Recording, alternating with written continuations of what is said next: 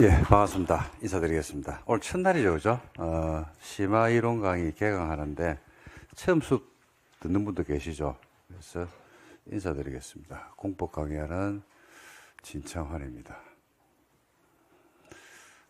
대부분의 분들이 아마 기본 이론부터 강의를 들었을 겁니다. 들었는데 오늘 우리 이제 두 번째 기본서는 두 번째 수업 개강입니다. 그래서 조금 뭐 OT 뭐 크게 할 건 없고 여러분들 이제 공부를 어떻게 해야 될지, 그 다음에 이제 지금 시기에 고민하는 분들이 이제 고민이라기보다는 걱정하는 분들이 하나 있거든요. 그게 뭐냐면 지금부터 공부하시는 분들입니다. 보통 1월 달에 공부를 좀 많이 하시거든요. 공인중개사는 해가 바뀌고 나면 이제 그때 떠오르는 해를 보면서 마음을 불태우죠. 나도 중개사가 돼야지 이렇게 생각하면서 이때 공부를 많이 하십니다. 그리고 작년에 시험에 아깝게 이제 불합격 하신 분들도 이제 시험이 끝이 나고 시험에 대한 정리는 다 끝이 났거든요. 작년 시험은. 그래서 새해부터 또 공부를 하시고, 또 작년에 1차를 합격하고 또 2차만 하시는 분들도 있습니다. 이제 그런 분들도 보통 1월 달부터 공부를 많이 하십니다. 옛날에는 언제 많이 했냐면요, 3월 달에 좀 많이 하는 경향도 있었거든요. 3월 달에 보통 주부님들이 많이 합니다. 이유는 애들이 방학이라서 3월 달 되면 이제 개학을 하고 그러면 아무래도 이제 학기 개학과 맞춰가지고 중개사 공부도 시작하는 경우들이 조금 있어드렸는데, 지금은 1월 달이 제일 많습니다. 그래서 이제 1월 달인데 지금 제일 이제 걱정되는 게, 제가 아니고 여러분들이 걱정하는 게 뭐냐면, 야, 기본 이론 강의를 한번 했다고 하는데 지금 강의가 두 번째인데 지금부터 강의를 들어도 되느냐라는 고민. 두 번째는 앞에 이제 동영상으로 수강하시는 분들은 현장 강의를 들으시는 분도 마찬가지인데, 앞에 강의가 지금 이미 진행이 됐죠, 그죠? 진행이 돼서 이제 한순환이 돌았습니다. 한순환이 돌았는데 그걸 안 듣고 이걸 들어야 되는지, 아니면 11월, 12월 달에 그 다음에 했던 강의를 수강을 하고 이 강의를 들어야 되는지, 아마 이런 고민들이 좀 있을 겁니다. 그래서 그 부분을 좀 말씀을 드리고 제가 수업을 진행을 하도록 하겠습니다. 우리가 이제 지금 강의 명칭은요, 11월, 12월 달에 했던 강의가 강의 명칭이 뭐냐면 심화 이론 강의, 기본 이론 강의입니다. 기본 이론. 좀 바꿔서 한번 제가 써드릴게요. 커리큘럼이 어떻게 되냐면요, 이렇게 돼요. 제일 먼저 입문 있죠, 입문. 기초 입문이 있습니다.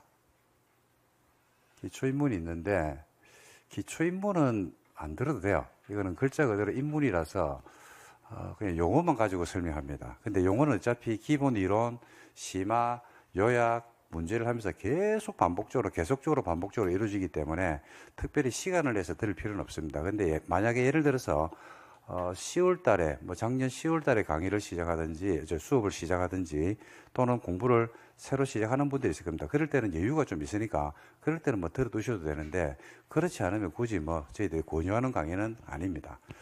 이제 본격적인 수업은 언제부터 시작되냐면요, 기본 이론부터 시작되거든요. 그래서 기본 이론 강의가 어떻게 진행이 되냐면 11월 둘째 주부터 시작해가지고 1월 중순까지 이게 진행을 합니다. 8주간 진행을 하거든요.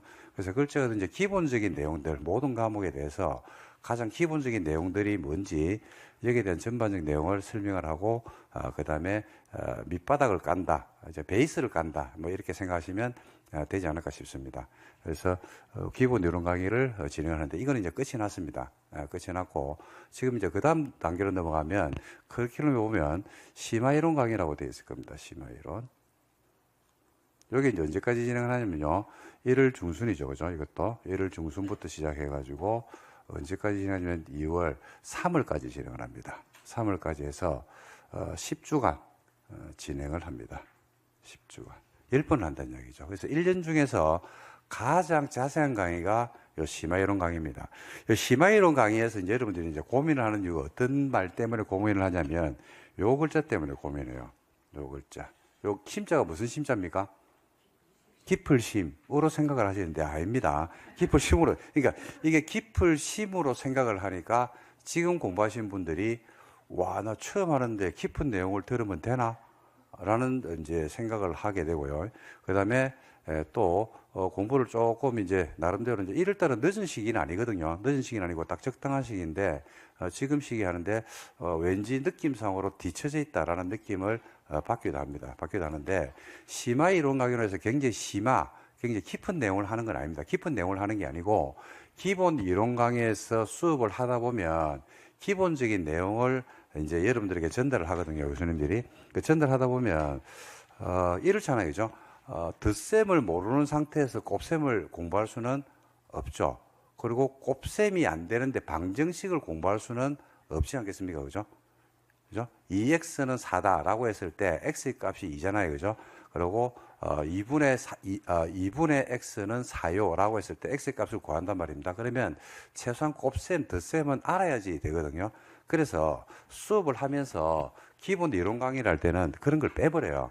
깊은 건 아닌데 이제 이걸 알아야지 이걸 알 수 있는 내용들이 있습니다. 그래서 그런 내용들을 빼고 수업을 하거든요.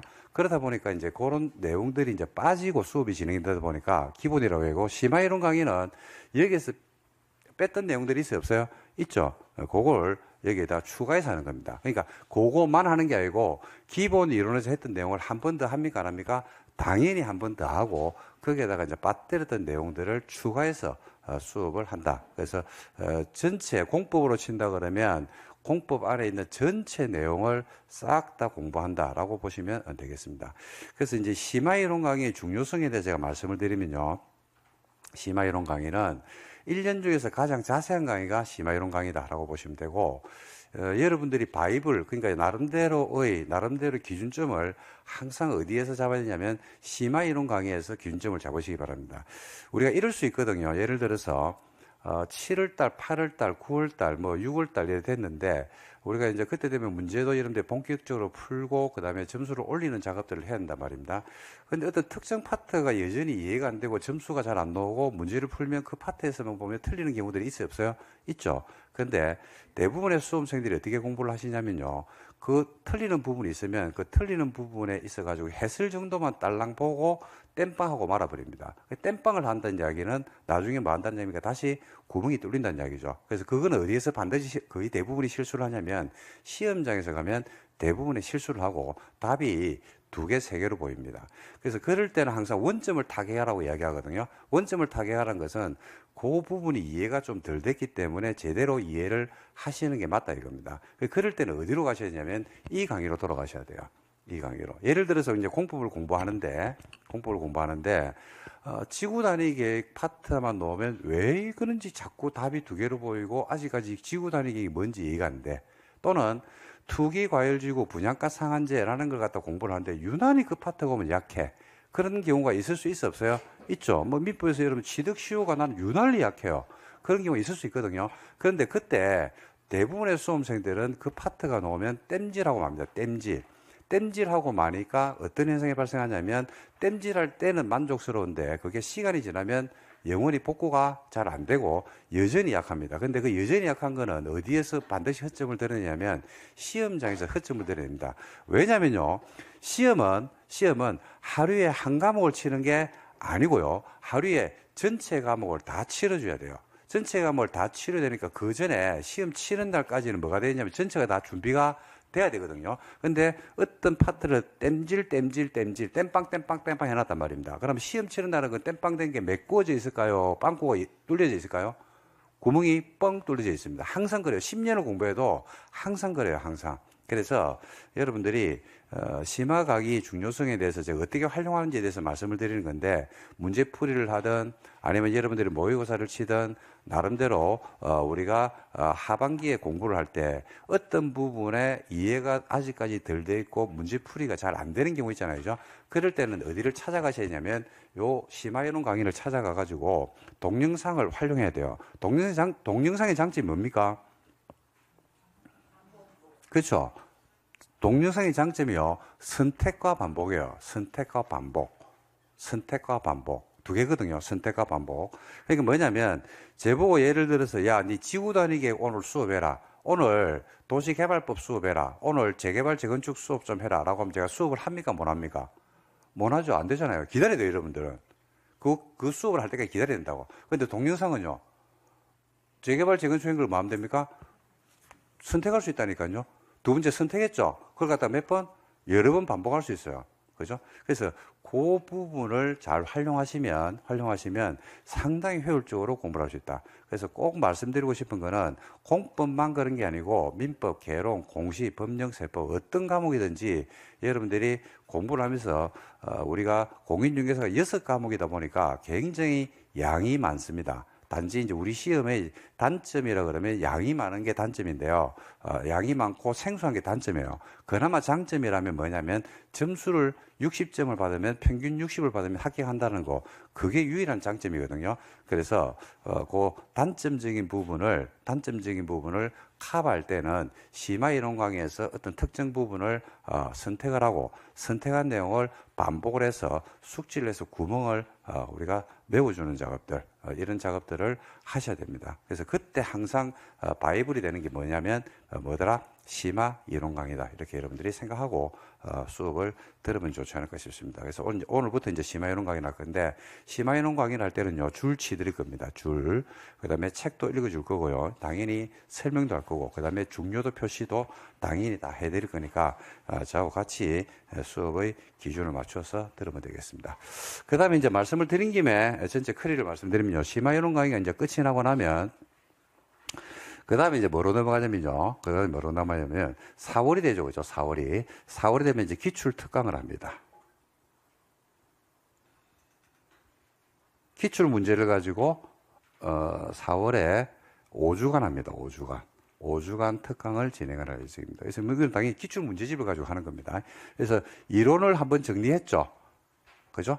그러니까 이제 기출 문제를 가지고 실제 시험 문제가 어떻게 나오는지를 우리가 확인하고 유형을 파악하고 그 다음에 기본적인 점수를 획득하기 위해서 나름대로 이제 정리를 하는 겁니다. 그러면 이제 슬슬 뭐가 쓰냐면요, 각 파트 안에서 내지는 각 법별로 방향이 있어요. 공법에서는 이런 문제들이 주류를 이루면서 문제가 나오구나.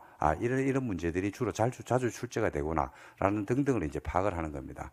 자, 그러면, 기본서로 여기까지는 수업을 어디에서 진행을 하냐면요. 기본 이론하고 심화 이론 강의는 교재를 뭐로 씁니까?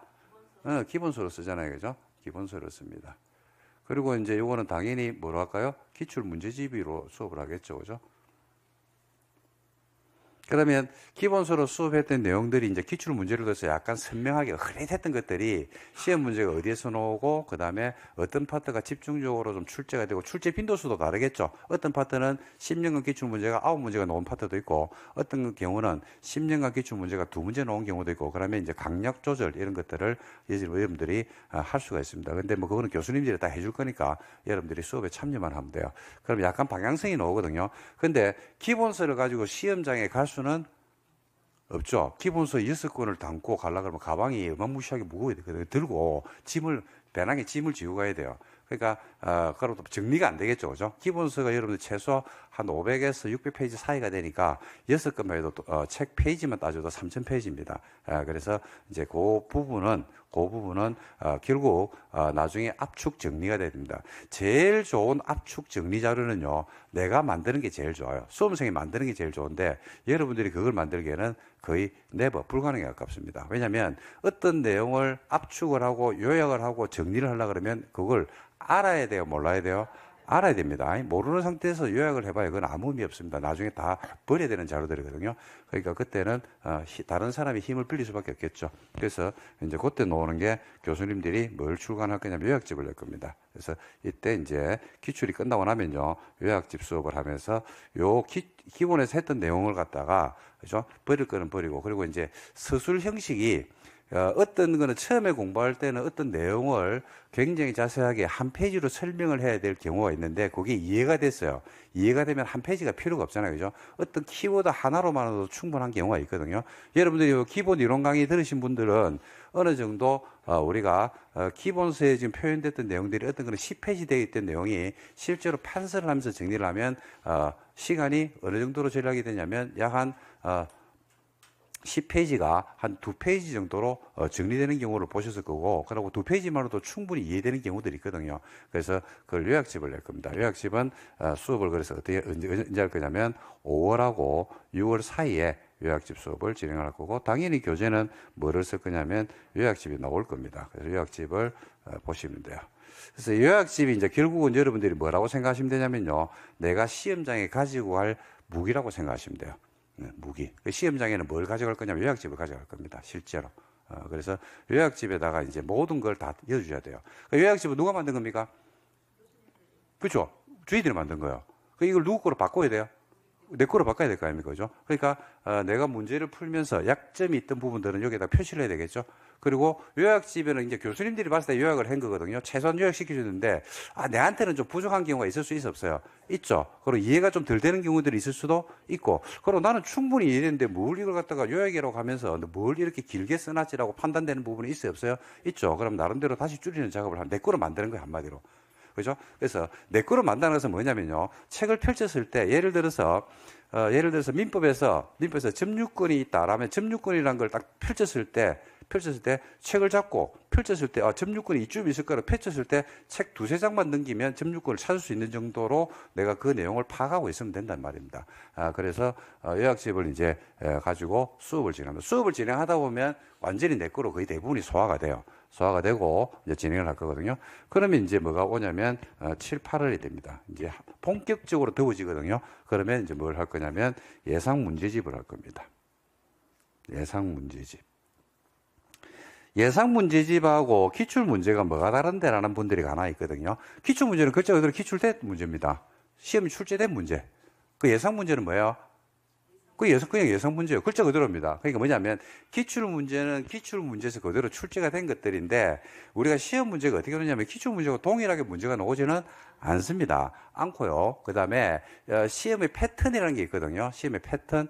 그래서 여러분들이 그 패턴을 파악하기에는 현재로서는 좀 힘들 수는 있습니다. 근데 교수님들이 지금 우리 랜단에 강의하시는 분들이 과목당 최소 경력이 20년이거든요.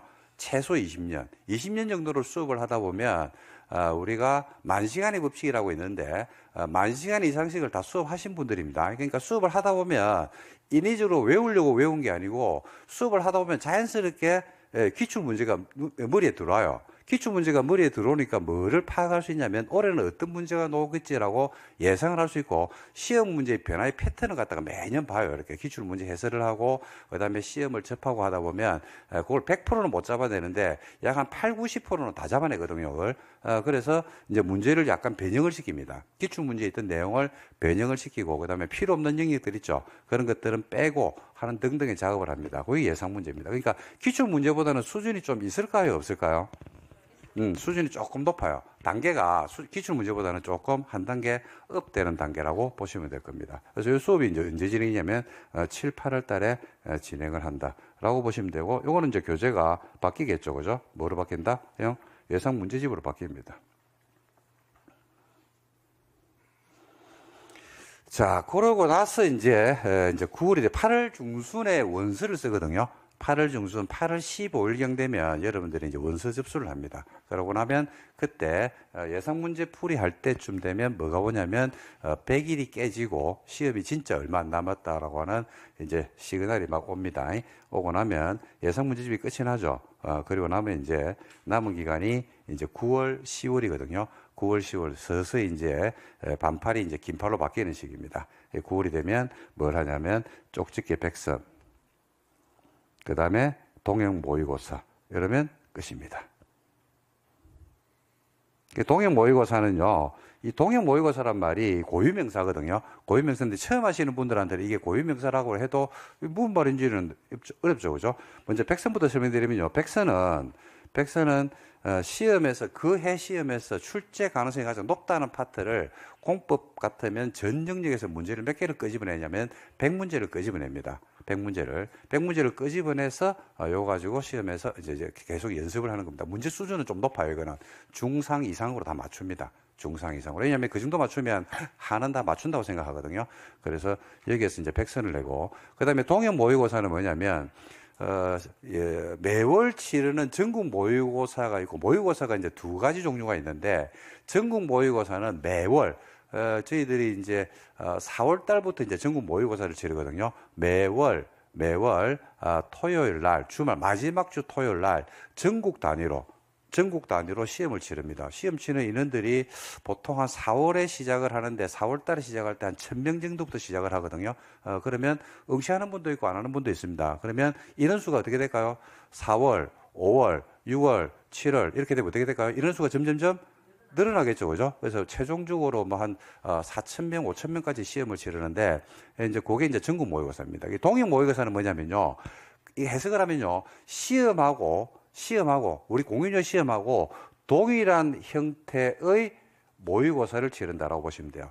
동일한 형태의 모의고사. 그래서 이제 시험 문제가 출제가 되거든요. 기출 변형이라든지 그다음에 예상 문제를 갖다가 교수님들이 출제를 해줍니다. 그럼 40문제를 가지고 뭘 하냐면 시험을 치릅니다. 그리고 답안지까지 작성해서 내야 돼요. 그러고 나면 나머지 3시간을 갖다가 뭘 하냐면 해설 강의를 집중적으로 진행을 합니다. 시험 문제가 그러면 몇 문제를 다루냐면요. 동일 모의고사를 보통 3회에서 4회 정도 진행을 하거든요. 4회 한다 그러면 문제가 몇 문제가 됩니까? 160문제죠. 걸릴까요? 안 걸릴까요? 우리가 합격할 만큼 필요한 점수가 몇 개요? 60점 이상이면 되잖아. 그럼 걸릴까 안 걸릴까? 무조건 걸립니다. 안 걸릴 수가 없지. 시험 문제를 뻔한데 놓을 게. 왜 뻔하냐면요. 35번의 시험을 치르면서 시험 문제는 이미 정해가 돼 있어요. 그러니까 우리 시험의 단점이 35번의 시험을 치르다 보니까 기출 문제가 어마무시하게 많이 쌓여져 있거든요. 그렇다 보니까 동일한 문제를 안 내다 보니까 최근 문제는 문제를 약간 응용하는 문제를 내는데 영역으로 들어가면 문제는 이미 기출 문제가 이미 35번의 시험을 치르기 때문에 정형화되어 있다고 보시면 됩니다. 그래서 거기에서 큰 틀은 벗어나지가 않는다. 이렇게 보시면 되겠습니다. 이렇게 이제 진행이 되죠. 그래서 그 중에서 지금 여러분들하고 수업을 하는 게 여기입니다. 여기. 그죠? 그리고 요 중간에 이제 뭐가 있냐면, 요 중간에 이제 점수를 올리는 용도로 뭐가 있냐면, 이제 특강이 이제 진행이 될 겁니다. 특강은 요 심화이론하고 사이에 나오는 게, 한번 말씀을 드렸는가 모르겠는데, 다음 주부터 진행을 할 건데, 2주, 그러니까 심화이론 강의를 2주를 했죠. 2주를 하고 나면 한 주를 단원별 모의고사를 치를 겁니다. 줄여가지고 단모 이래 부릅니다. 뭐라 부른다고요? 단모. 줄이가 뭐냐면 단원별 모의고사. 그러니까 단원별이라는 것은 우리가 수업 진도를 이렇게 나가잖아요. 그죠? 수업 진도를 이렇게 나가면 그 단원마다에서 우리가 교수님들이 20문제를 출제할 겁니다. 20문제를 출제를 할 거고요. 20문제를 출제를 하면 그걸 시험을 직접 치러야 돼요. 시험을 치르고 나서 20문제에 대한 뭘 할 거냐면 해설 강의. 그러니까 범위는 어디가 되냐면요. 1주, 2주 수업을 했으면 1주하고 2주차. 그 다음에 두 번째 단원별 모의고사 하는 건 어떻게 될까요? 3주하고 4주차가 되겠죠. 이런 식으로 해서 우리가 심화이론 강의를 몇 주 한다고 했습니까? 제가 10주 한다고 했죠. 10주니까 총 몇 번이 진행될까요? 그죠? 2, 4, 6, 8, 10이니까 5회를 진행할 겁니다. 20문제씩. 그래서 문제 수준을 어디로 맞출 거냐면요. 중하로 맞출 겁니다. 중하. 그래서 저는 개인적으로 공법은 개인적으로 몇 점을 목표로 할 거냐면 50점을 목표로 할 겁니다. 50점. 그래서 심화 이론 강의가 끝났을 때 그죠? 전체 40문항 중에서 우리가 이제 문제는 상, 중, 하가 있거든요. 그래서 중과 그다음에 하에 있는 문제를 무난하게 맞출 수 있다 그러면 뭐 저는 뭐 시험이 이변이 있어도 시험은 합격하지 않느냐고 생각하는 사람이거든요. 그래서 중하에 맞춰서 그게 관련된 훈련을 하는 게 요겁니다. 그래서 그 수업이 이제 끝이 나고 그 진도만큼이 끝이 나고 나서 수업이 진행하니까 여러분들이 복습용으로 하기에는 제가 볼 때는 굉장히 좋은 수업이 되지 않을까 이렇게 생각합니다. 그래서 단원별 모의고사 특강이 이제 다음 주부터 진행을 할 겁니다. 그래서 2, 4, 6, 8, 10주에 진행이 된다라고 보시면 되겠습니다. 그 다음에 이제 한 3월하고 4월 정도 되죠, 그죠? 그러면 이제 과목별로 특강을 진행하는데 아무래도 이제 민법 개론 공법이 양도 많고 그다음에 내용도 조금 깊이가 좀 있는 내용들이 많고 여러분들한테 생소한 것들이 많죠, 그죠? 그리고 아무래도 1차는 민법과 개론이 둘 다 만만치 않은 과목이고 통상적으로 이제 공부하시는 분들이 공법을 우리 이제 2차 과목에서는 공포의 법이 다 어려워하시기 때문에 민계공 특강을 진행할 건데 민법은 시그니처 특강이 민법 판례입니다. 그 다음에 개론은 개론은 수요, 투자, 감평, 이렇게 수투감이라 불러요. 수투감 특강을 이종호 교수님이 진행을 할 거거든요. 그리고 이제 계산 문제를 두 분으로 나눠가지고 진행을 할 예정입니다. 그리고 공법은 제 시그니처가 숲나무 공법이라고 있습니다. 숲나무 공법. 글자 그대로 숲과 나무를 보는 거거든요. 그래서 숲나무 공법을 진행을 하면서 숲나무 공법의 특징은 공법 전 범위를 압축을 하면요 4시간 안 걸리거든요. 그래서 국토개입법 같은 경우에 50분이면 압축을 다 해버립니다. 개발법 30분, 정비법 35분, 그 다음에 주택건축법 각각 40분이라면 공법 전 범위를 4시간으로 압축하거든요. 그러면 그 파일을 드릴 겁니다. 그럼 여러분들이 그거 그냥 반복해서 들으면 돼요. 들으면 공법은 외우는 데는 그냥 다 외웁니다. 그래서 항상 시험이 끝나면 공법은 점수를 좀 받은 분들인데 전부 다 공통적으로 하는 이야기는 숲나무 공법 때문에 합격했다는 이야기가 제가 제일 많이 듣거든요. 그래서 이거는 뭐 한두해 한 게 아니고 벌써 10년 이상 검증된 강의이기 때문에 이렇게 이제 특강을 진행을 하면서 여러분들이 점수를 올리는 작업들을 진행해야 될 겁니다. 그러면 1년 과정이 끝입니다. 그래서 지금 요 중에서 여러분들하고 수업을 어디를 진행을 오늘부터 이제 어디를 진행하냐면 이걸 진행을 하거든요. 그 심화이론 강의를 이제 진행을 하는데 제가 커리큘럼하고 이제 말씀을 드리면서 여러분들에게 이제 말씀드린 게 뭐냐면 기본 이론 강의를 안 들었다 하더라도 심화이론부터 들어도 됩니까라는 질문들이 의외로 많거든요. 그러니까 다른코 이야기하면 당연히 된다. 요거부터 들으면 됩니다. 이거부터. 그래서 심화이론 강의를 하면서 기본 이론 강의 했던 내용을 하기 때문에 다시 반복을 합니다. 그러니까 이거는 별로 안 좋아요. 기본 이론 강의를 다 듣고 심화를 들어야지라고 한다 그러면 그때는 시간이 심화이론 강의 진도가 이미 진행이 돼 버리니까 따라온다고 정신이 없겠죠. 그죠? 그래서 어떻게 하는 게 맞냐면 기본 이론 강의도 듣고 심화 이론 강의를 듣겠다라고 하기보다는요. 오히려 만약에 그 정도 시간 여유가 되는 분들이 있어요. 그죠? 그런 분들은 오히려 뭐가 낫다? 심화를 2번 듣는 게 훨씬 더 나아요. 심화를 2번 듣는 게. 그죠? 그러니까 지나간 강의는 무시하셔도 된다 이겁니다. 특히 현장 강의 지금 학원에서 여러분들처럼 이렇게 현장 강의를 들으시는 분들이나 또 현장 강의 들으시는 분들도 동영상으로 이제 복습을 하시고 또 대부분의 이제 공부하시는 분들이 렌다나는 동영상 업체다 보니까 동영상으로 수업 듣는 분들이 현장 여러분들보다는 한 100배는 많거든요. 근데 현장 강의보다는 동영상 들으시는 분들이 공부를 좀 늦게 하는 경향들이 있습니다. 재수생들이나 이런 분들이 그때 고민할 때도 동일한 고민을 하거든요. 근데 다른 거 말씀드리는데 기본 이론 강의는 무시하시고 심화 이론 강의 오늘부터 수업 들어도 된다. 이 말씀을 드리고 싶어요. 근데 예를 들어서 이럴 수 있죠. 설명절이 언제냐면 1월 말이더라고요. 1월 말. 근데 설명절이 지나고 나서 2월 초부터 공부를 하겠다라는 분들이 있습니다. 그럼 당연히 그분들은 앞에 했던 심화이론 강의를 2주차 강의를 듣고 수업을 듣는 게 맞겠죠. 그죠? 그런 형태로 여러분들이 심화이론 강의부터 수업을 들어도 되니까 너무 처음 하시는 분들은 걱정하지 마시고 이걸 하셔야 됩니다. 그리고 두 번째는 기본서의 중요성에 대해서는 제가 누누이 강조를 갖다 계속 하고 있는데 여러분들이 기본서의 중요성을 놓치는 분들은 우리가 나중에 하반기에 가서 점수가 자꾸 빵꾸가 날 겁니다. 근데 점수가 잘 안 올라가요. 55점에서 50 내지는 53점대에서 점수가 계속 머물러 있고 점수가 위로 치고 올라갑니다. 그 공통적인 게 전부 다가 기본이 약해서 그래요. 기본기가 약해서. 그러니까 땜빵하고 순간적으로 점수는 올리거든요. 근데 과목이 몇 과목이에요? 6과목입니다. 하나 땜빵 해가지고 점수를 갖다가 요 땜빵된 부분들이 어느 정도 메꿔졌어. 그럼 뭘 하느냐면 다른 공부하겠죠. 다른 공부하면 땜빵 해놓은 거 가만히 있어. 구멍이 뚫려. 그 구멍 뚫린 거 또 메꿔놓으면 또 뭐합니까? 또 구멍 뚫리죠. 그러니까 계속 악순환이 반복이 됩니다. 그때 항상 어디를 확인해야 된다?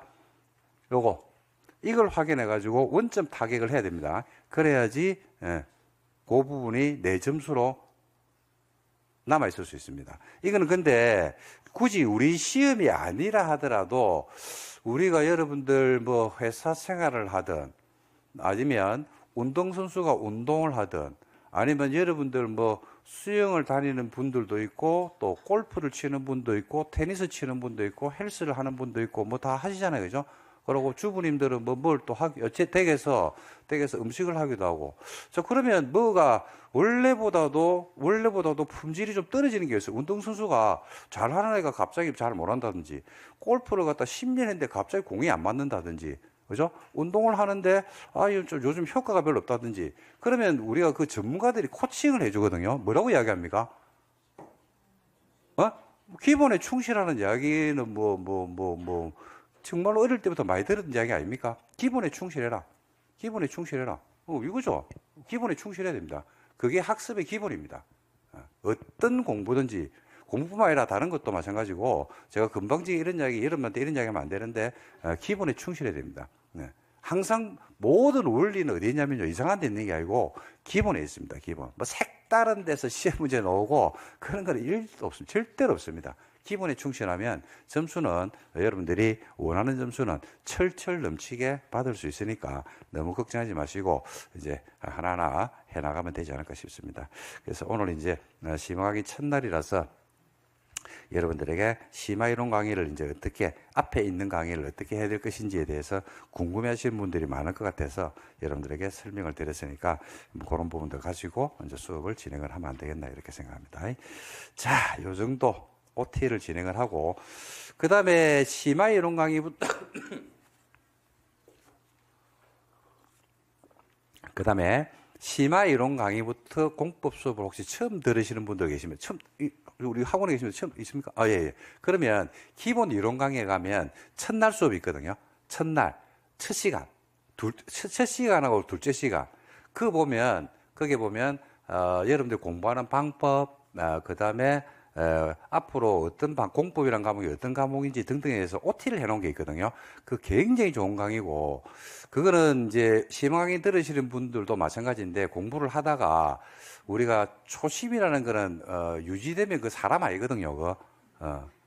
초심이 유지되면 사람 아닙니다. 이상한 사람이 아니고, 기계도 처음 샀을 때의 기능이 내지는 처음 우리가 구매를 했을 때 그 기계가 가지고 있는 기능들이 시간이 지나면 당연히 효율성이라는 게 많다 떨어지게 되어 있습니다. 그러니까 기계도 그런데 사람이라는 게 초심을 유지한다 그러면 사람이 아니죠, 그거는. 그죠?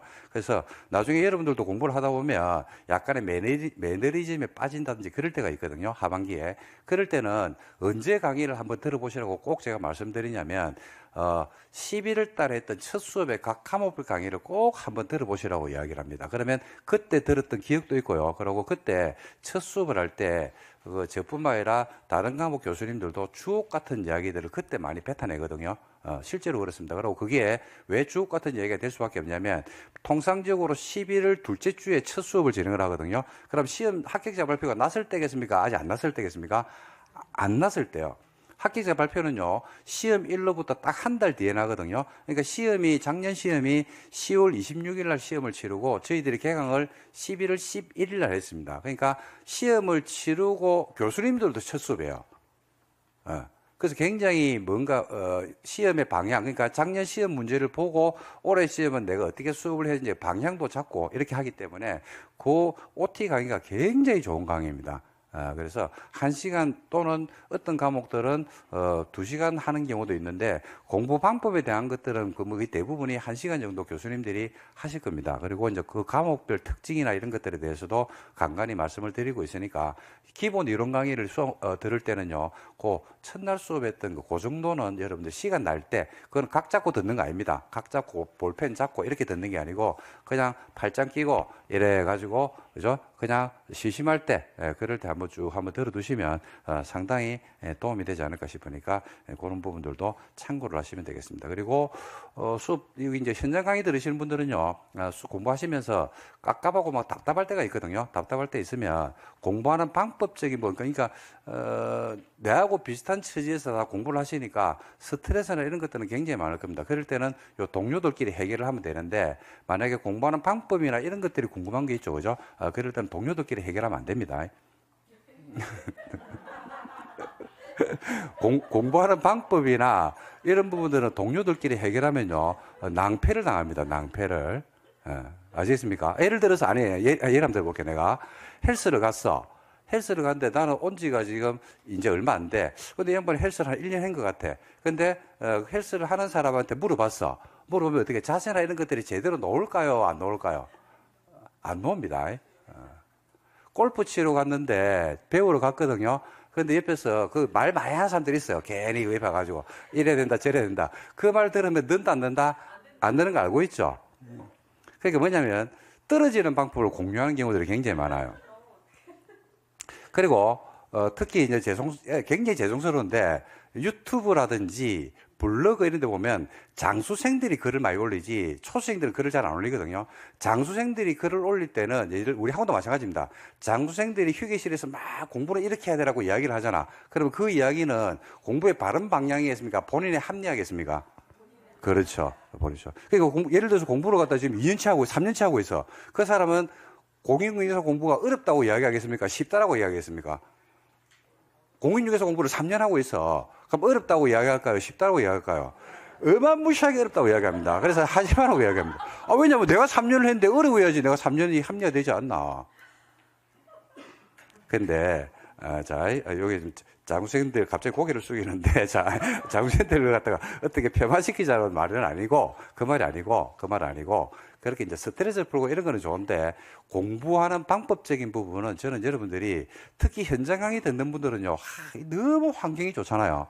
그죠? 렌다나 보는 교수진들이 매주 바뀌면서 수업을 오잖아, 이게. 다른 제주도에서, 강원도에서, 부산에서, 대구에서, 광주에서 수업 듣는 분들은 이 교수님들하고 한번 말 한번 해보려고 굉장히 답답해 하거든요. 그리고 실제로 오는 분들도 있습니다. 합격자 모이면 막 일부러 저 멀리서 오는 분들도 있거든요. 근데 이 현장 강의 들으신 분들은 그런 부분들을 좀 잘 활용했으면 좋겠다. 라는 말씀을 꼭 드리고 싶고, 수업이 끝이 나고 나면 시간이 좀 되니까 그때 여러분들이 뭐 어떤 과목별로 답답한 게 있으면 그때 그 과목의 전문가한테 물어보세요. 그러면 아마 친절하게 교수님들이 이야기를 갖다가 거기에 대해서 해 주실 겁니다. 그런 부분들을 잘 활용하면 저는 좋겠나 이런 생각을 합니다.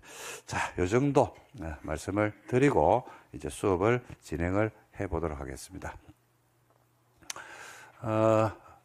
먼저 수업을 하기 전에 이제 수업을 하기 전에는 아니네. 수업 이제 들어갈게요. 들어가서, 우리 이제 공인중개사 과목에서, 부동산 공법입니다. 우리가 배우려고 하는 게. 뭘 배운다고요? 부동산 공법입니다. 부동산 공법.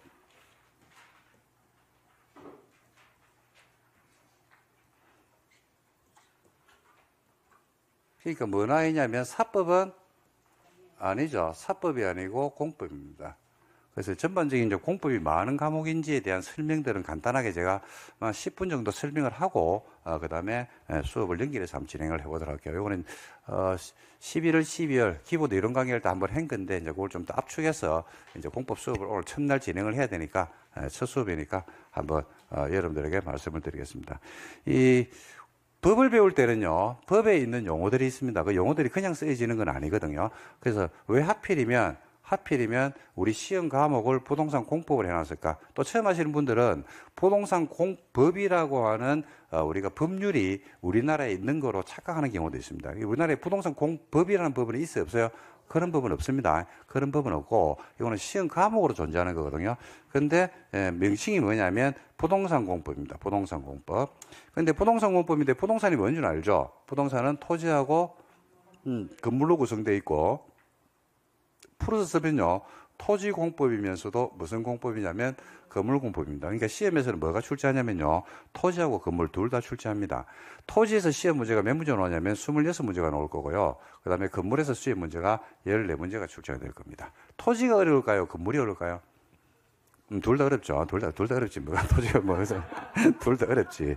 예, 그래서 토지 공법에서 건물 공법이다. 그럼 공법이 뭔지를 알면 되거든요. 공법이 뭐냐라고 했을 때, 우리나라 대한민국 법 체계는요, 공법과 사법 이원 체계로 되어 있다 이래 얘기합니다. 공사법의 이원 체계.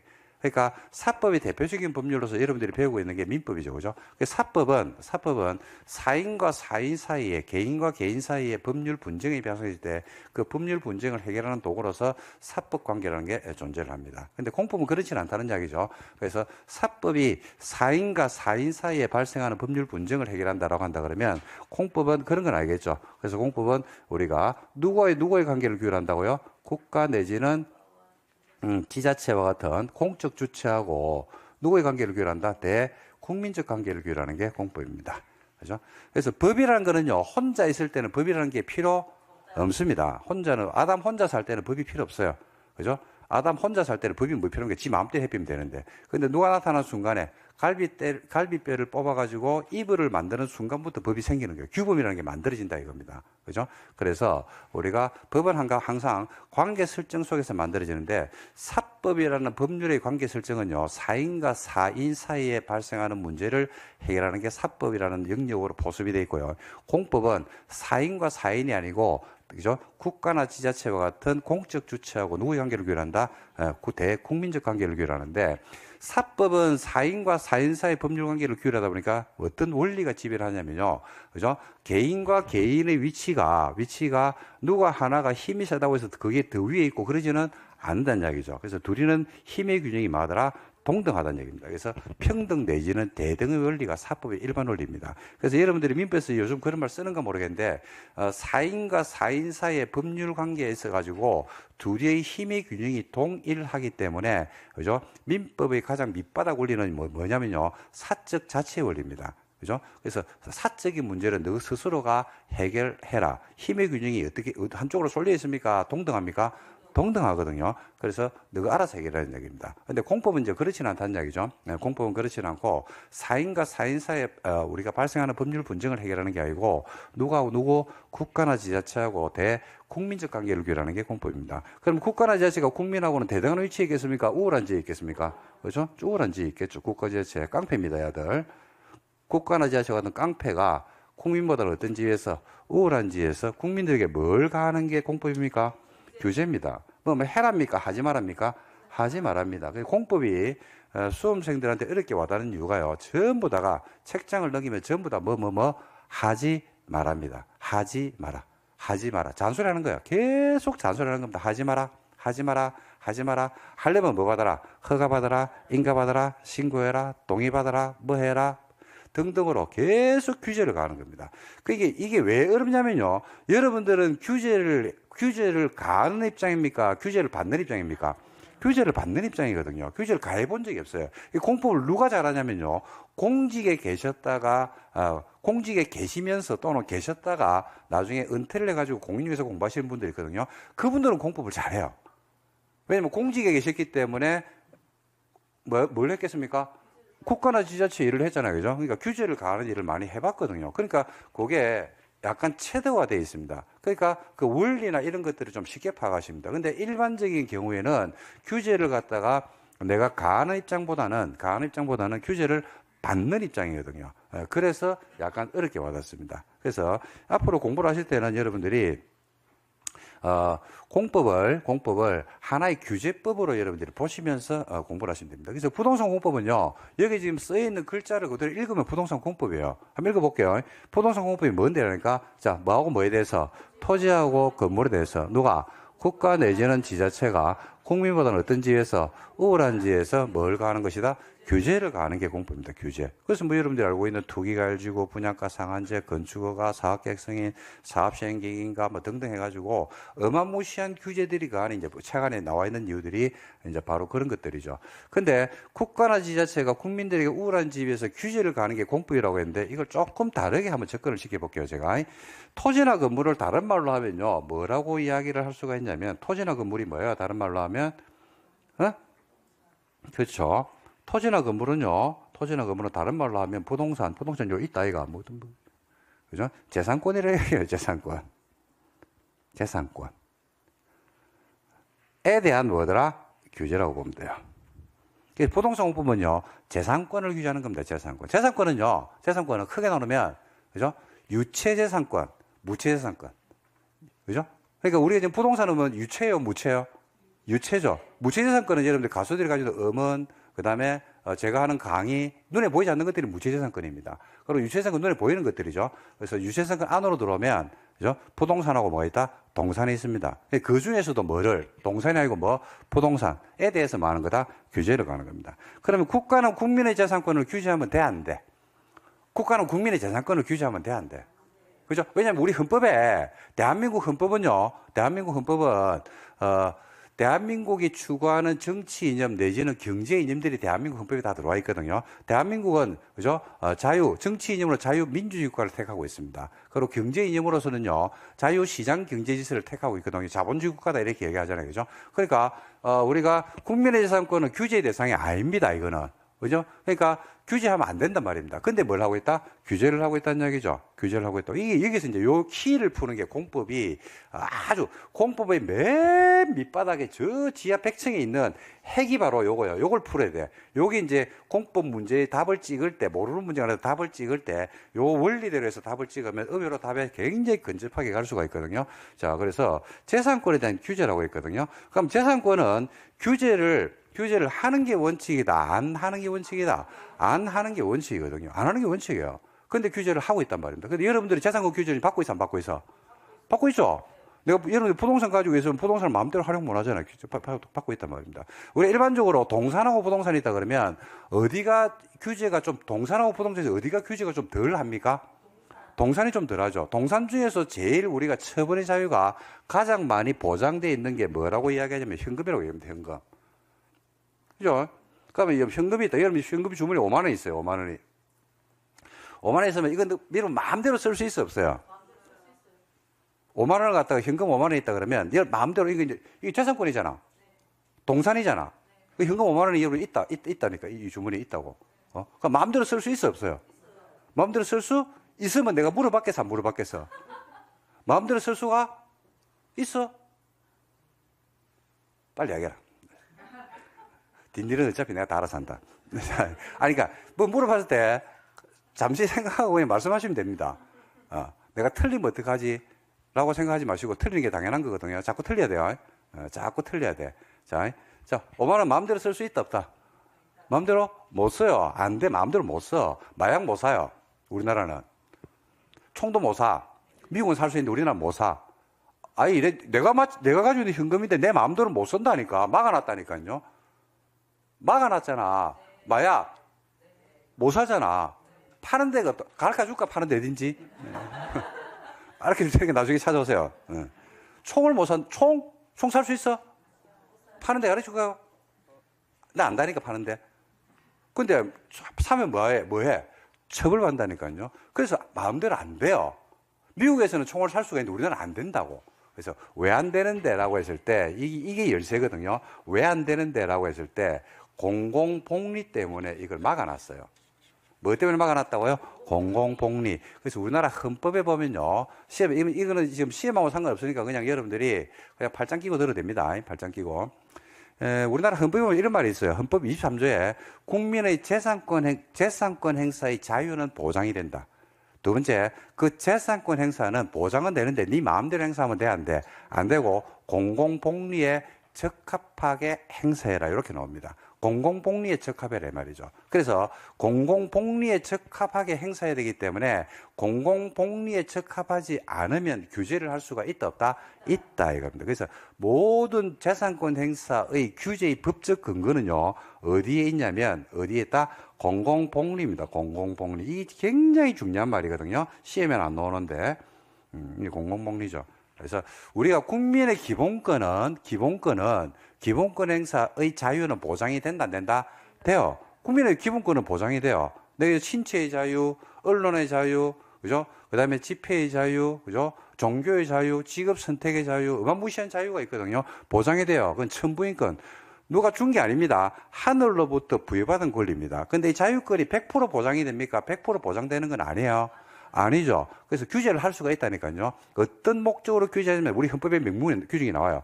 국가의 안전보장이나 공공복리를 위해서 국민의 기본권을 제한할 수가 있다. 이렇게 되어 있습니다. 그래서 기본권 제한의 법적 근거는 두 개예요. 뭐하고 국가의 안전보장. 그죠? 거주 이전의 자유가 보장이 되잖아. 거주 이전의 자유가 보장이 되잖아. 근데 어디는 못 가? 북한은 못 간다니까. 그죠? 그죠? 그렇듯이 국가의 안전보장이나 공공복리를 위해서 규제할 수가 있다 이겁니다. 이거 공법입니다. 써놓은 게 지금 읽으면 공법이에요. 자, 한번 읽어볼게. 자, 읽어볼게. 자, 아니, 어렵게 생각하지 말라니까. 어려운 게 아니에요. 자, 부동산 공법이라는 것은 뭐하고 토지나 건물, 뭐에 대해서, 재산권에 대해서, 주체가 누가? 국가나 지자체가, 누구보다는, 국민보다는 어떤 지에서? 우월한 지에서 뭘 간다? 규제. 근데 무조건 규제를 가면 안 돼. 뭐 때문에 규제를 간다?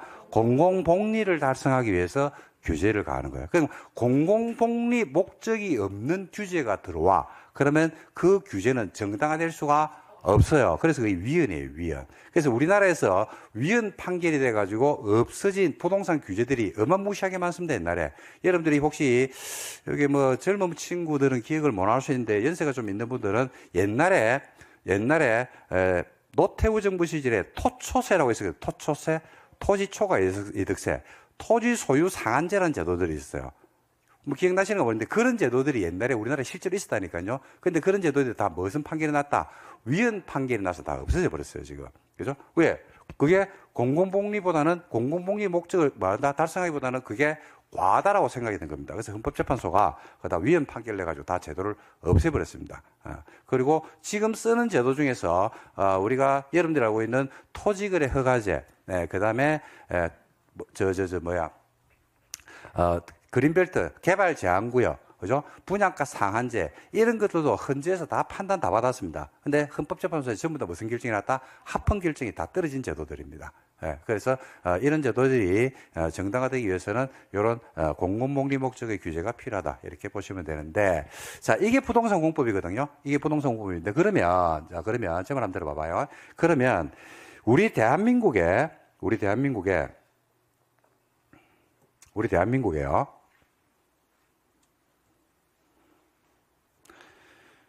토지나 건물에 대해서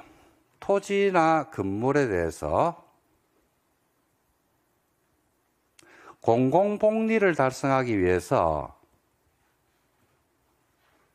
뭘 간다고 했습니까? 규제를 간다고 했거든요. 그러면 우리 대한민국에 토지나 건물에 대해서 공공복리 목적으로 규제를 하고 있는 뭐가 있었냐면 규범이 있을 거란 말입니다. 그 규범.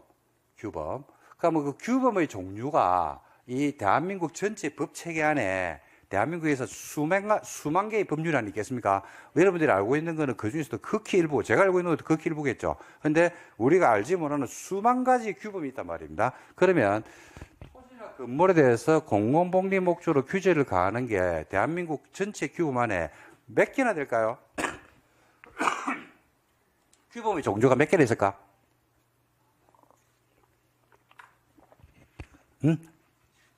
토지나 건물에 대해서, 부동산에 대해서 공공복리 목적으로 규제를 가하는 게 몇 개나 될까? 추정컨대 수십 개겠습니까? 수백 개겠습니까? 네? 그냥 이야기해봐. 수십 개, 수백 개. 그렇죠. 수백 개라니까. 수백 개. 저도 헤아려본 적이 없어서 모르겠어요. 그러면 우리 부동산 공법이거든요. 부동산 공법이니까 수백 개 법률 전부다가 시험 범위가 돼야 되느냐? 그건 아니란 이야기죠. 그렇겠죠. 그래서 이 수백 개 중에서 공인중개사 업무 관련된 내용을 끄집어낸 거예요. 이걸 갖다가 추출한 거야. 수백 개가 있잖아, 그지? 그러면 중에서 이걸 끄집어냈다니까? 자, 그럼 끄집어낸 사람들이 시험 과목을 만들었다고. 그 만들 때는 눈을 감고 이렇게 끄집어냈겠어? 눈을 뜨고 끄집어냈겠어? 이게, 아니, 요 주머니 안에 생각을 해야 돼요. 지금 굉장히 중요한 이야기 하고 있거든요. 수백 개의 규범이 있다니까요. 수백 개의 규범이 있는데 요 규범을 가지고 공인중개사 시험을 치러야 될 거 아니야. 그러면 시험 과목으로 편제를 하려고 그러면 수백 개를 끄집어내야 될 거 아니야, 이걸. 그죠? 그러면 눈을 감고 끄집어내가지고 시험 과목을 만들었겠어? 눈을 뜨고 끄집어냈겠어? 눈을 뜨고 있겠지. 눈을 부릅뜨고. 그지? 그죠? 그게 끄집어낸 게 몇 개냐면 6개를 끄집어낸 거예요. 그게 우리 시험 과목이 된 거라고, 그게. 에? 자, 그러면 몇 개를 끄집어냈다고 해서 내가 6개를 끄집어냈다니까요. 어디 안에 있냐면 부동산 공법이라고 하는 수백 개의 규범이 있단 말입니다. 수백 개의 규범이 있으면 요 규범 중에서 몇 개를 끄집어냈다? 6개를 끄집어내가지고 시험 과목을 만드는 거예요. 그럼 6개를 끄집어낼 때, 자, 첫 번째, 뭐하고 뭐 관련 내용을 끄집어내야 될까? 그렇죠. 부동산 공법이니까 토지하고 건물을 끄집어내야지. 그래서 토지하고 건물을 끄집어낸 거야. 토지하고 건물을 끄집어냈다고. 자, 그러면 토지를 끄집어낼 때, 자, 어디에 있는 토지를 끄집어냈고? 그렇죠. 옛날에는요, 도시에 있는 토지만 끄집어냈어요. 아주 옛날에는. 지금으로부터 20년 전에는. 그죠? 그런데 도시만을 끄집어내니까 비도시에 대한 통제가 이루어지더라, 잘 안 이루어지더라, 잘 안 이루어지더라. 그렇다 보니까 도시와 비도시의 균형 발전이라든지 국토의 난개발 내지는 국토의 균형 개발이 깨지더라는 이야기죠. 그래서 우리가 지금은 어디를 끄집으면 대한민국 국토 전체를 끄집어내 가지고 국토 전체에 대해서 하고 계획을 세우고 뿐만 아니라 그 계획에 맞춰서 이용을 하는 것에 관해서 다루고 있는 법률이라고 해서 국토의 계획 및 이용하는 법률이 제일 먼저 선두에 서 있어요. 이 국토의 계획 및 이용하는 법률은요, 의미를 부여하지 않고 법률 명칭을 외우면 굉장히 힘듭니다. 이게 옛날에, 요즘도 그런데 저한테 질문하러 오시거든요. 질문 오는데 이 법률 명칭을 정확하게 이야기하는 분들이 뭐, 우리 요 수업 듣는 분들은 그런 실수를 안 하는데, 이상하게 공부하는 분들은 법률 명칭도 모르고 질문하는 분들 많아요. 국토 무슨 법 있잖아요. 이래 이야기합니다. 그럼 제가 알면서도 그게 뭔 말이에요? 이래 물어봅니다. 그러면 국토 무슨 법 있잖아요. 이랍니다.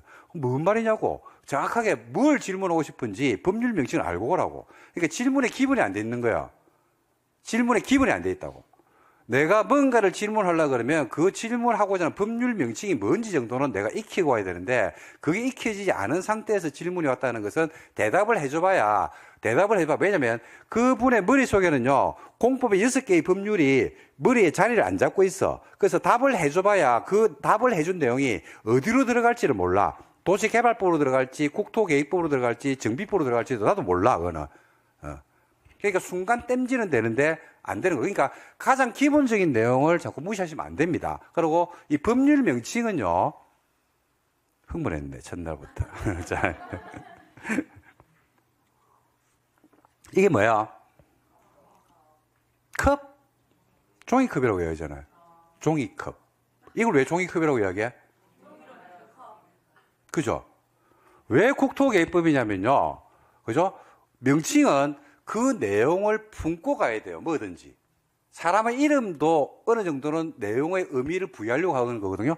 그러니까 요 법률 명칭을 다른 누군가가 있을 거란 말입니다. 그럼 이 사람은 이 법이 뭐라는 내용을 가지고 있다는 걸 알고 만들었을 거고 이 명칭을 달았을 때는 굉장히 고민했을 거란 말입니다. 이 법은 뭔데? 그러니까 대상을 뭐로 잡고 국토를 대상으로 잡고 맞아. 계획을 세우자. 먼저. 그러고 맞아. 이용을 하자. 나중에에 대해서 다루고 있는 뭐더라? 규제죠. 그래서 국토의 계획 및 이용하는 법률은 국토에 대한 성계획과 후 이용에 대해서 다루고 있습니다. 자, 그러면 한번 물어볼게요. 원래부터 국토로 계획을 잘 세웠어. 그러면 이 법이 필요할까 필요 없을까? 필요 없어요. 원래부터 국토로 계획을 잘 세웠으면 이런 법이 필요가 없겠죠. 규범은요. 규범은 상식의 최소화라고 이야기하거든요. 우리가 상식적으로 해결되는 것들을 법의 규범의 영역으로 넣으면 돼, 안 돼? 안 되죠. 그죠? 그러니까 그런 것들을 최소화시켜 상식이 안 될 때, 그럴 때 규범으로 올라오는 겁니다. 그러니까 뭐냐면, 당연히 국토 공간은, 우리 국토는 언제부터 개발이 이루어졌어요? 대한민국 국토는요, 그죠? 고조선이 태어나면서부터 지금까지 계속 개발하고 발전이 이루어졌어요. 그죠? 그러니까 당연히 국토 공간이 개발이 될 때는 균형 발전이라는 게 돼야 돼, 안 돼야 돼? 돼야 되거든요. 그런데 균형 발전이 안 되는 거야. 그 균형 발전이 안 된다는 게 뭐냐면 우리나라 국토 가지고 있는 문제점들이 있잖아요. 수도권 집중화 현상. 그죠? 이게 균형 발전을 이루었으면 지금과 같은 지방 소멸이니 뭐죠? 이런 말들이 나올 수가 없잖아요. 그죠? 그러고, 우리가 지금은 많이 완화되는데 옛날에 70년대나 한 80년대까지만 하더라도 동서간의 불균형. 그죠? 어디에 비해서, 서쪽에 비해서 동쪽이 더 많이 발전이 돼 있었죠. 그죠? 그런 문제들이 있었죠. 거기 대한민국은 어디 중심의 개발이 이루어지냐면 과거에는요, 경부라인입니다. 경부라인. 그래서, 자, 제가 그림을 그리면 이런 그림이 나오거든요. 한번 봐봐요. 대한민국이 있다니까요. 어디 집중화 현상? 수도권 집중화 현상이죠. 어디 중심 개발? 동쪽 중심 개발. 연결하면 경부라인이 나와요. 그죠? 요 축을 중심으로 개발이 되다 보니까 균형 발전이 깨져버린 거지, 이게. 그죠? 근데 이걸 갖다 해소하려고 하니까, 이게 비용이 어마무시하게 지금 들어가는 거야. 지방 소멸이라든지 인구 감소 등등의, 그 다음에 수도권에 사는 사람들은 인구의 절반이 살고 있잖아요. 그죠? 그렇다 보니까 거주비가 많이 들어가잖아. 수도권에 있는 분들은 그죠? 인구의 절반이 살다 보니까 거주비가 유단이 많이 들어가고 하는 등등 여러 가지 문제를 안고 가는 겁니다. 그래서 그런 것들을 해결해야 되겠다라고 해서 만든 법이 국토의 계획 및 이용하는 법률입니다. 그래서 국토의 계획 및 이용하는 법률은요, 국토를 이용하는 데 초점을 맞췄을까요? 계획을 세우는 데 초점을 맞췄을까요? 이용하는 데 초점을 맞췄다. 계획에 초점을 맞췄다. 계획이죠, 계획. 원래 국토는 과거부터 이용했어요. 근데 어떻게 이용했냐면 그냥 필요에 따라서 이용했습니다. 근데 그걸 뭘 세우고 계획을 세우고 정권이 바뀐다 하더라도 그 계획 아래서 국토의 균형 발전을 이루자라고 해서 만드는 법이 국토의 계획 및 이용하는 법률이고, 요 국토의 계획 및 뭐야 이거? 국토의 계획 및 이용하는 법률은 지웠나? 헐 날라갔네. 국토의 계획 및 이용하는 법률은 국토의 어떤 측면에 초점을 맞추고 있다? 국토의 계획적인 부분에다가 초점을 맞추고 있다. 이렇게 보시면 되겠습니다. 그죠? 자, 다시 쓸게요. 쓰면 돼. 뭐하고 뭐로 구성되어 있다고 했어요? 토지하고 건물이죠. 그리고 토지에 대해서 규제를 하고 있는 게, 자, 대상을 뭐로 잡았다? 국토에 대해서 뭐를 먼저 세우고, 계획을 먼저 세우고, 뿐만 아니라 맞아 이용을 하는 것에 관해서 다루고 있는 이용에 관한 법률입니다. 끝이죠. 자, 요 법이 끝이냐? 아니죠. 자, 이용을 두 개로 나눠 봅니다. 두 개로 나눠 가지고 하나는 적극적 이용. 국계법이 선도했어요. 그 다음에 또 한 개는 소극적 이용. 이렇게 두 개로 나눠 봐요. 적극적 이용을 다른 말로 하면요, 뭔가를 뭐 한다고 이야기할 수 있냐면 개발한다라고 이야기하고요. 소극적 이용을 다른 말로 하면 뭔가를 보존한다라고 이야기합니다. 그래서 여러분들 책자 같은 거 보다 보면요, 이런 말이 많이 나요. 그죠? 개발하거나 이용하거나 보존하는 것을 목적으로 한다. 개발, 이용, 보존이 한 단어처럼 엮이는 경우를 많이 봤을 겁니다. 이 같은 말입니다. 같은 말. 그죠? 그래서 개발은 적극적 이용의 다른 말, 보존은 소극적 이용의 또 다른 말이다. 이렇게 보시면 되겠습니다. 그래서 이 개발에 초점 맞춘 법이, 개발에다가 초점을 맞춘 법이 두 개가 있는데, 하나가 개발에 초점 맞춘 법이요. 개발을 하는데 아무것도 없는 상태에서 하나를 만들어내는 법이 있고요. 그 다음에 원래 있긴 있는데 얘가 제대로 정리가 안 돼가지고 노후 불량 건물이 막 서 있거든요. 이걸 다시 제대로 세우기 위해서 만드는 법이 있습니다. 두 개의 측면의 개발이 있거든요. 그래서 무에서 유를 만든다는 거는요, 뭐를 말하느냐면요, 저 푸른 초원 위에 그림 같은 집을 짓기 위한 뭘 만드는 거다? 택지를 만드는 걸 우리가 다루고 있는 법이 하나 있습니다. 이 법이 뭐냐면 신도시를 만드는 법이라고 이야기하는데, 도시개발법이라는 법이 있어요. 도시를 개발하자는 얘기죠. 그 다음에 원래 있기는 있어요. 원래 있기는 있는데 지은 지가 40년, 50년, 60년이 돼가지고 노후 불량 건물이 나오는 거예요. 그죠? 그래서 우리가 단독, 다가구, 다세대, 아파트 등등이 있거든요. 그런데 얘들이 지은 지가 40년, 50년이 돼서 노후 불량 건물이 되고 배관이 낡고 물을 트니까 녹물이 콸콸콸 쏟아지고 난리가 나는 거야. 자, 그대로 놔두면 되는데 안 되죠. 그래서 야를 싹 밀어버리고 새로운 건물을 지어서 주는 경우가 있습니다. 그래서 이걸 도시 및 주거환경 정비법이다 이래 부릅니다. 이걸 줄여가지고 무슨 법이라고 이야기하면 정비법 이래 이야기합니다. 정비법.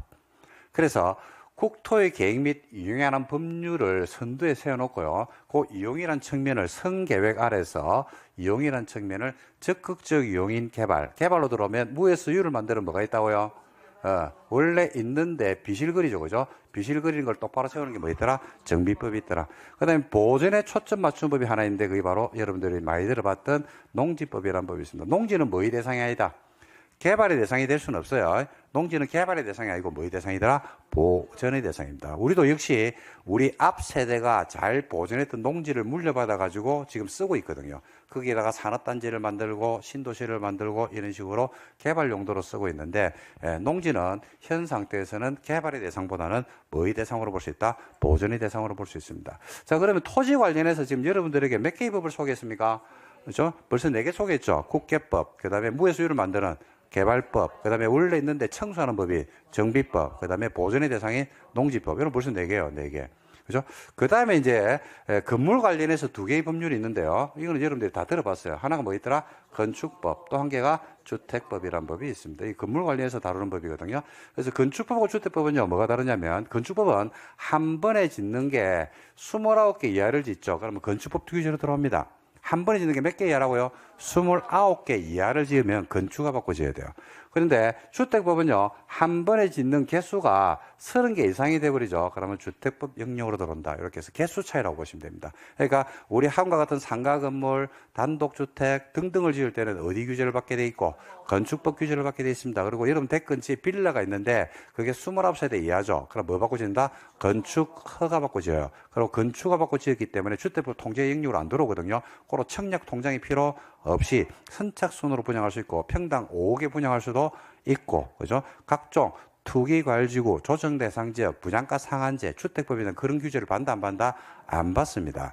반면에 3번에 짓는 게 30개 이상이 돼버리죠. 그러면 어디 영역으로 들어온다? 주택법 영역으로 들어오기 때문에, 그죠? 주택법 영역 안에서 공급되는 주택들은 청약 순수에 따른 공급이 돼야 되기 때문에 청약 통장이 있어야 되고요. 때로는 분양가 상한제, 그 다음에 우리가 분양권 전매 제한이라든지 투기과열지구, 조정대상지역과 같은 각종 규제 영역으로 포섭이 되게 돼 있다. 이렇게 보시면 되겠습니다. 그래서 건축과 주택법 이렇게 나누어집니다. 이렇게 해서 총 법률이 몇 개 있냐면 6개의 법률이 우리 시험 과목으로 편집된 겁니다. 즉 무슨 말이냐면, 토지나 건물에 대해서 규제를 하는 규범이 종류가 수백 개가 있는데 그 수백 개의 규범을 전부 다 시험에 넣을 수는 없거든요. 그래서 그 중에서 몇 개를 끄집어냈다? 6개를 끄집어내 가지고 보니까 공인중개사가 업무를 함에 있어 가지고 최소한 이 정도는 알고서 업무를 해야 되는 게 맞지 않을까? 그래야지 그 사람들한테 뭘 주겠다? 자격증을 주겠다는 겁니다. 그러면 여러분들이 현장에 나가면 결국 이제 여러분들이 합격을 하고, 그 다음에 여러분들이 이제 전문가로서 공인중개사로서 업무를 하게 될 겁니다. 그러면 6개만 알면 공법적 규제는 다 아는 겁니까? 6개가 다가 아닙니까? 6개보다 많겠습니까? 작겠습니까? 훨씬 많은 거예요. 훨씬 많은 법률들을 봐야 된다고. 근데 6개 정도를 배우면 나머지 법은 여러분들이 뭘 할 수 있냐면 충분히 해석이 된다 이겁니다. 해석이. 그죠? 그래서 이제 그 원리를 가지고 풀어나가는 작업들을 하는 겁니다. 그래서 요 6개가 여러분들이 학습할 내용인데, 시험 문제는 어떻게 구성이 되냐면요. 국토계획법에서 시험 문제가 12문제를 냅니다. 그 다음에 도시개발법에서 6문항이 출제되고, 정비법도 6문항, 농지법은 2문제를 냅니다. 그 다음에 건축법에서 7개를 내고, 주택법도 7문항이 출제돼가지고, 건물에서 14문제, 토지에서 보다시피 26문제가 출제가 됩니다. 시험 문제가 보니까 어디가 제일 많이 나와요? 어디가 제일 많이 나옵니까? 그렇죠. 국토계획법이 제일 많죠. 그리고 지금 보니까 도시개발법이나 정비법이 어디에서 뻗어져 나가죠? 국토계획법에서 지금 파생돼서 나가죠. 그죠? 성계획 아래서 이용을 또 다른 측면으로서 풀어낸 거 아니겠습니까? 그래서 공부에서는 제일 중요한 법이 국계법이고, 시험은 12개니까 30%거든요. 근데 공법 전체 양으로 따지면, 내지는 이해로 따지면 절반이라고 보시면 됩니다. 절반. 그래서 공법은 국계법을 잡아야 돼요. 국토계획법을 잡아야지 공법을 잡는다. 이렇게 보시면 됩니다. 그래서 여러분들은 공법 공부를 하실 때, 공법이 이제 수험생들한테 공포의 법이라고 이야기하거든요. 제가 공부법을 좀 말씀드리면, 상반기에는 국계법에다 초점 맞추는 공부를 하셔야 됩니다. 그 다음에 중반부에 뭘 한다? 개발법과 정비법. 그 다음에 하반기에 건축주택. 이런 식으로 단계별로 나눠서 한꺼번에 6개를 다 하면 기절합니다. 책 던집니다. 책 찢어버립니다, 여러분들. 그러니까 처음부터 다 하려고 하지 마시고, 처음에는 어디에 초점 맞추는 공부요? 국토계획법, 그 다음에 개발정비, 그 다음에 건축주택, 이렇게 순서대로 공부를 하시기를 조금 권해드립니다. 이거는 동차를 하든 1차, 2차를 하든 2차만 하든 동일한 요소니까 이렇게 공부를 하면서 하나하나 깨나가는 작업들을 한다 그러면 우리가 원하는 점수는 충분히, 시험 문제가 아무리 어렵게 나와도 충분히 득할 수 있으니까 그런 방향으로 하시고, 제가 수업을 그런 방향으로 하도록 하겠습니다. 그래서 여러분들하고 그렇게 이제 호흡을 맞추면 되니까, 이제 거기에다가 여러분들도 관심의 초점을 제가 수업 시간에 말씀을 드린 대로 하신다 그러면 우리가 충분히 1년이라는 기간이 있으니까 10개월 남았거든요. 지금 호흡을 맞추면서 합격할 수 있지 않을까, 이렇게 생각을 합니다. 자, 요 정도 여러분들하고 커리큘럼, 그 다음에 심화 강의를 어떻게 활용하는지, 그 다음에 이제 부동산 공법이 많은 과목인지, 안에 6개의 구성 요소가 어떻게 되는지에 대해서 간략하게 설명을 한번 드려봤습니다. 자, 좀 쉬었다가 이제 수업 진도 한번 들어가 보도록 하겠습니다. 좀 쉴까요? 예.